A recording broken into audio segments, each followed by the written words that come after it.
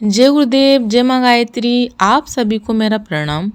आज हम बात करेंगे काल को भी मुट्ठी में रखने वाले महाकाल हमारे परम पूज्य गुरुदेव, जो सदैव ये आश्वासन अपने बच्चों को दिया करते थे कि बेटा हम सदा तुम्हारे साथ रहेंगे।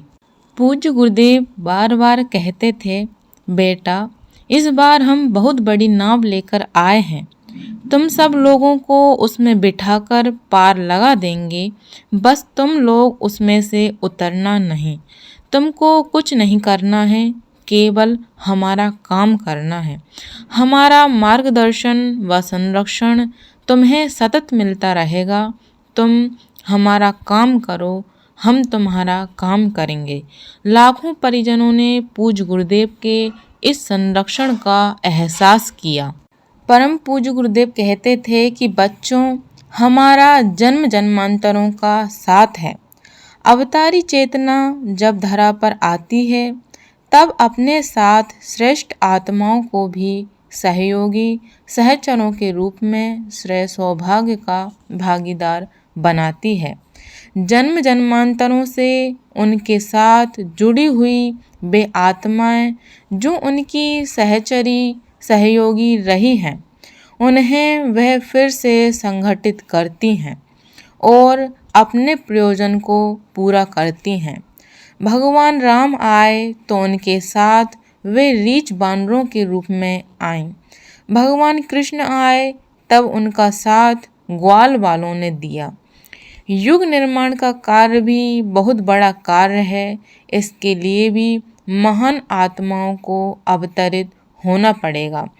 पूज्य गुरुदेव कहते थे कि जैसे गोताखोर गहरे समुद्र में से बहुत मेहनत करके कुछ मोती खोज पाते हैं, ठीक वैसे ही हमने अपनी सबसे ज़्यादा तप शक्ति ऊंचे स्तर की संस्कारवान दिव्य आत्माओं को अपने आंचल में समेटने में लगाई है।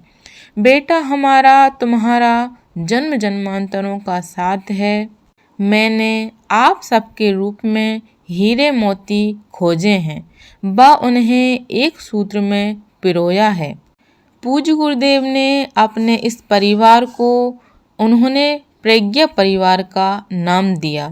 जुलाई सन 1984 की अखंड ज्योति में उन्होंने लिखा है कि हमें अनेक जन्मों का स्मरण है, लोगों को नहीं।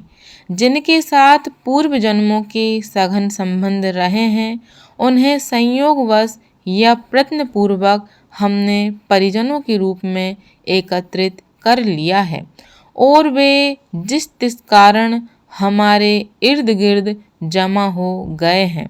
इस जन्म जन्मांतरों से संग्रहित आत्मीयता के पीछे जुड़ी हुई अनेक गुदगुदी उत्पन्न करने वाली घटनाएं हमें स्मरण हैं। हमारे परम पूज्य गुरुदेव साक्षात शिव स्वरूप हैं। गुरुजी माताजी अलौकिक शक्तियों से संपन्न थे।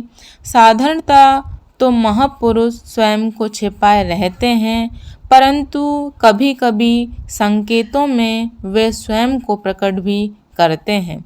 कभी कभी कुछ ऐसी बात कह जाते हैं, कुछ ऐसे कार्य कर जाते हैं कि सुनने वाला देखने वाला अभिचंतित हो जाता है, विचार करता रह जाता है। जिसके पास श्रद्धा है, विश्वास है, जो भक्त है, वही उस कथन के मर्म को समझ पाता है।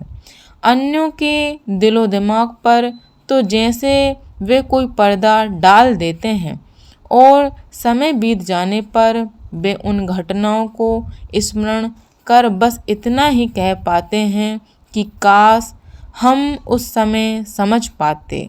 आज हम सब उन्हें साक्षात शिव, महाकाल, अवतारी चेतना आदि नाना प्रकार के संबोधनों से अपनी श्रद्धा अर्पित करते हैं।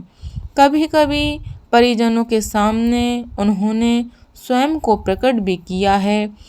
गुरुदेव काम करने के साथ साथ मनोरंजन भी किया करते रहते थे। कितना भी काम का दबाव हो, वे वातावरण को कभी बोझिल नहीं होने देते थे। सबके साथ हंसते हंसाते रहते थे।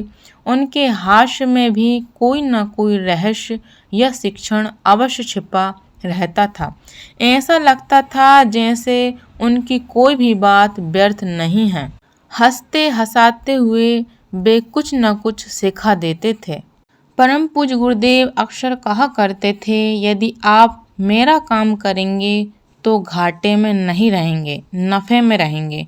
परम पूज्य गुरुदेव ने अपने एक प्रवचन में कहा है कि बेटा, मैं किसी का ऋणी नहीं रहूँगा। वे अति विनम्र होकर कहते हैं कि जिनने भी हमारी कुछ सेवा सहायता की है उनकी हम पाई पाई चुका देंगे। न हमें स्वर्ग जाना है न मुक्ति लेनी है।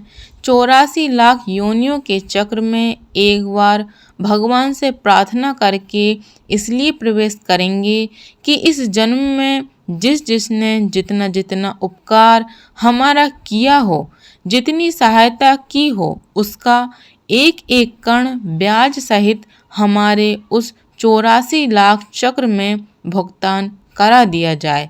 इच्छा प्रबल है कि अपना हृदय कोई बादल जैसा बना दे और उसमें प्यार का इतना पल, इतना जल भर दे कि जहाँ से एक बूंद स्नेह की मिली हो वहाँ एक प्रहर की वर्षा करते रह सके। प्रेम को पूज्यवर ने इतना लुटाया कि हर कोई उनका गुणगान करते नहीं थकता। अनुदान वरदान भी कम नहीं दिए। उन्होंने साधारण से व्यक्ति को भी कहाँ से कहाँ पहुँचा दिया। जो भी व्यक्ति परम पूज्य गुरुदेव से किसी भी प्रकार से जुड़ा हो, वह उनका स्नेह और संरक्षण हमेशा ही महसूस करता है।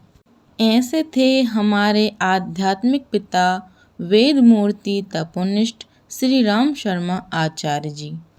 दोस्तों, यदि आप भी पूज्यवर के सच्चे शिष्य हैं तो कमेंट में लिखकर ज़रूर बताएं। धन्यवाद।